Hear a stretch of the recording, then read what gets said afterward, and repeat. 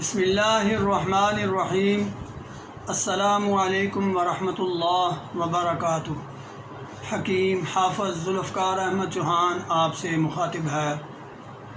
آج ہم آپ کو عید کے حوالے سے ہی ایک بہت اہم قسم کا ٹپ آپ کے حوالے کرنا چاہتے ہیں۔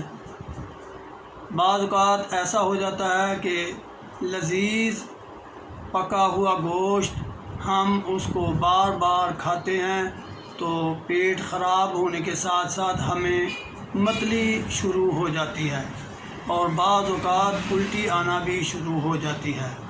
اگر ایسی صورتحال ہو تو ہمیں کیا کرنا چاہیے، اس کے متعلق آج ہم آپ کو بریف کریں گے۔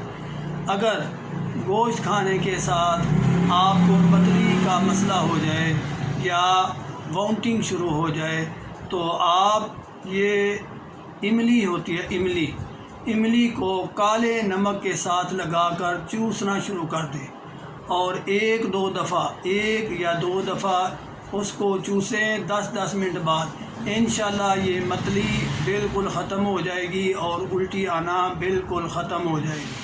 اگر آپ اس کے بعد بھی مسئلہ محسوس کریں تو آپ 4-5 دفعہ بھی اس کو 10 منٹ بعد کالے نمک کے ساتھ املی کو منہ میں رکھ کر چوسیں، اور جب آپ محسوس کریں کہ اب ہمیں متلی نہیں ہو رہی یا وامٹنگ کی جو صورتحال ہے وہ نہیں، تو پھر آپ اس کو چھوڑ دیں، یہ استعمال نہ کریں۔ اب آپ پودینہ اور ادرک اس کو منہ میں رکھ کر تھوڑی دیر چبائیں اور اس کے بعد اس کو نگل لیں۔ پودینہ اور ادرک یہ دو چیزیں میں ایسی آپ کو بتا رہا ہوں۔ اگر گوشت کھانے کے بعد آپ کو متلی محسوس ہو یا وامٹنگ کا مسئلہ ہو جائے یا پیٹ میں ایسا محسوس ہو کہ گوشت ہضم نہیں ہوا تو یہ آپ کے لیے بہترین دوا ہے۔